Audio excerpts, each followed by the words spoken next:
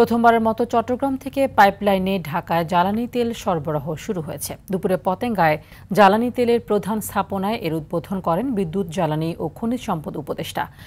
আগে ঢাকায় জ্বালানি পরিবহনে প্রায় ৪৮ ঘণ্টা সময় লাগত, এখন পাইপলাইনে লাগবে মাত্র ১২ ঘণ্টা।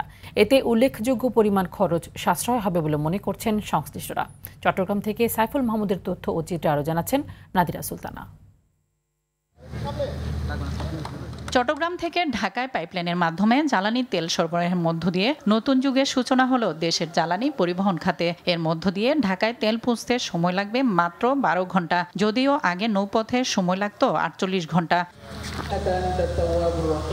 পতেঙ্গায় জ্বালানি তেলের প্রধান স্থাপনা পদ্মা ওয়েল কোম্পানির টার্মিনালে পাইপলাইনের তেল সরবরাহের উদ্বোধন করেন বিদ্যুৎ, জ্বালানি ও খনিজ সম্পদ মন্ত্রণালয়ের উপদেষ্টা। এ সময় তিনি বলেন, মানব সম্পদ ছাড়া দেশের তেমন সম্পদ না থাকায় প্রযুক্তিগতভাবে এগিয়ে যাওয়ার বিকল্প নেই।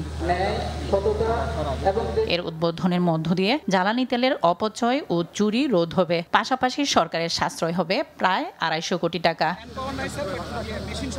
সেনাবাহিনীর ২৪ ইঞ্জিনিয়ারিং কনস্ট্রাকশন ব্রিগেডের মাধ্যমে ৩,৬৫৩ কোটি টাকা ব্যয়ে প্রকল্পটি বাস্তবায়ন করেছে Bangladesh petroleum corporation, BPC. Nadira Sultana, RTV।